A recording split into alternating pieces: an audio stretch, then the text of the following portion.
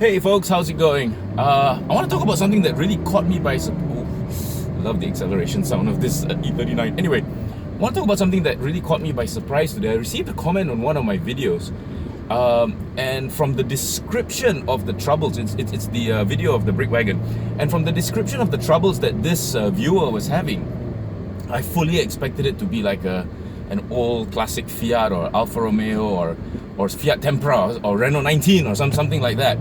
But he was actually talking about a Japanese car, and he'd had so much problems with it. And in reference to the video, it was when I said, when is it time to just, throw in the towel and, call it quits. So unfortunately, he did call it quits with his car. But what amazed me actually was the fact that in all respects, in every single time I've ever heard about this car, I'm not going to name which car it is, but it is a Japanese car. It's a newish Japanese car, but the amount of trouble he had with it was incredible. Water entering the engine, the car overheating, wiring problems. I mean, ridiculous stuff that finally he decided enough is enough, and he just sold the car as is, and probably sold it for a loss, because it's not one of those cars that you can buy cash like one of my old school Weevils. No, this car probably had a high purchase loan. So not only was he paying, now I'm guessing here, but not only was he paying a monthly installment for this car, but he was also paying monthly niggling issues to get sorted. I mean, that's just crazy. That's one of the things that I fear. One of the things I fear the most when it comes to buying a car under hire purchase. Not only are you stuck with monthly payments, but if anything comes up that's above and beyond the warranty, or maybe it's a second-hand car that, an expensive second-hand car that doesn't have warranty anymore, that you still needed to get a hire purchase loan for in order to buy. And so not only are you servicing a hire purchase loan, you're also paying for monthly issues that crop up. And that's a nightmare. That's a nightmare scenario to me, and especially if it's a car it's hard to get parts for, and they have to order parts, and the car is VOR. VOR stands for vehicle off-road. It's a term that's used by car manufacturers actually, and depending on the length of the VOR, sometimes they will give you a courtesy car.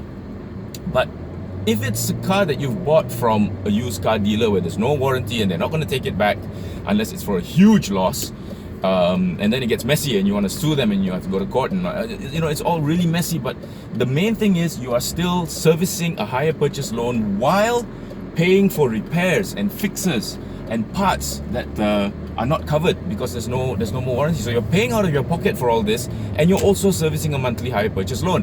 Not to mention your road tax and insurance. It's all just evaporating right before your eyes, and the car is not even around you. Nightmare scenario. So anyway, this guy cut his losses, threw in the towel, sold the car, and justifiably so, because it was costing him an arm and a leg. And we're not talking about a Jaguar or a Daimler or a Rolls Royce. I mean, we're talking about a regular run-of-the-mill daily runner car, okay? So this reminded me actually of a long time ago when I was at an event, and we were talking about this, and we were actually talking about okay, it's a locally assembled car. I'm not going to say which one, but I remember talking to one of the people who worked at the plant, and we were talking about certain cars having problems, certain cars are fine. Why do some owners have more problems than others? And he said something that stuck in my head now, and I can't get rid of it. It's like once you think it, you can't unthink it. He said, yeah, your friend probably got a bad one. And I was like, what do you mean he got a bad one? I mean, the cars are all assembled at the same place. They're all assembled at the same time. They're all assembled at the same line. They're all assembled by pretty much the same people. And what do you mean he got a bad one? Because this is not like an apple tree where some apples are fine and then some are worm-ridden. Okay, that's one bad apple doesn't spoil the whole bunch. That's where that terminology came from. But if all the cars are being assembled at the same time are the same, what do you mean by getting a bad one? And he said, yes, there are possibilities at times during the assembly process where a car is not actually as well put together as the others that are on the same assembly line. Maybe the assemblers or the workers are having a bad day, maybe the robots have a glitch, but it's a real thing. And that has stuck with me for the longest time, because how can you get a bad one when all the cars are made the same way, made the same line, made with the same parts, made with the same accessories, made with the same components as all the other cars on the line? One or two of them can actually be a bad one. And that's really, I think, what happened, okay? Because the cars are by and large generally assembled by human beings, and human beings make mistakes, human beings miss things. So maybe that's why robotics is playing such a much bigger role in terms of vehicle assembly, because once you program a robot to do something, it won't stop doing it. It'll just keep doing the same thing over and over again at the same precision, at the same time, at the same pace. But human beings might actually miss something. And this is why what he explained, okay, I'm adding on a little bit, but by and large, what he explained was that during the assembly process, it is actually possible for humans to miss out something. So you know what? Remember what I said about if you want trouble-free motoring, don't buy an old school classic, don't buy one of my wheels, go buy a new car. I have to take that back, because if new cars are as imperfect as used cars, then we are in a whole big bunch of problems, okay? Because I would say 99% of the people out there who buy a brand new car are buying it because they don't want any hassle, they don't want any breakdown, they don't want any problems, they don't want any maintenance above and beyond what is regularly scheduled by the car maker.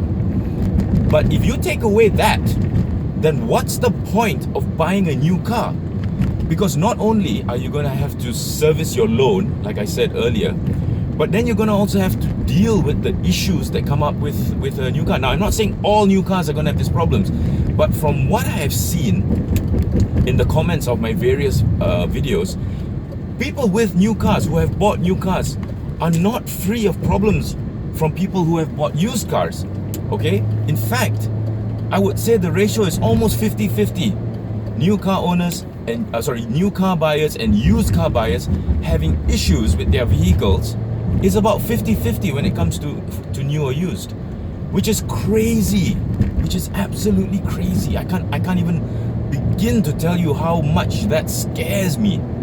That, you know, are we coming to a point where, okay, everybody knows that when car manufacturers introduce a new vehicle, they usually introduce a P spec, P standing for poverty spec, okay? They come up with a base model so that most people can afford it. If not everyone can afford it, right? Most people can afford it. So they want a vehicle that is new because it's going to be hassle-free and it's going to be problem-free. But what happens when the new vehicle that you buy suddenly has a whole host of problems? That's just, to me, that's dumbfounding. Really, absolutely dumbfounding. I cannot imagine, really. I want to hear from you guys in the comments, both new car buyers as well as used car buyers. What problems have you had with your cars after buying them? I'm really hoping that those who have bought used cars or well-worn cars are having more problems than new car buyers. But if new car buyers are having more problems than used car buyers, we have to really rethink our vehicle purchase decision, because it makes no sense to me, really. I was really surprised to read this comment. It's a new car, for all intents and purposes, especially if you're going to compare them to the cars that I own. It was a new car, and the amount of problems that he had with it, I didn't even know what to reply. You know, I actually felt bad for this guy. But yes, I want to hear from you, and then I'm going to gauge in the comments what has happened, what has transpired since the time you bought your new car or your used car. What problems, what major problems have you had for both? And let's see, let's figure this out together, because I'm still in shock. The fact that he had so many problems with his new car. Wow, really. Anyway, rambling on, I'm sorry about that, but really I just needed to get my thoughts in order. It doesn't make sense to me, actually. And I'm actually driving the E39. I'm on my way to get the wipers replaced. The wipers are gone, I think, sitting too long in the sun during the MCO, where I drove it less than 5 kilometers in total, has killed my wipers. And I don't know, if you own an E39, you know it's not going to be cheap. Because you can't just change the rubber, or you can't just change the blades. It's like a one piece, and there's two of them. So yeah, we'll see how much that costs. Sorry, Mr. You didn't have your siren on, so I didn't know if you're in a hurry or not. But yeah, okay. Anyway, you all take care, be cool, be safe. I want to hear from you, yeah? So let me know in the comments. Let me know in the comments. I'm really, really keen to find out about this. Okay, y'all, take care. Bye-bye.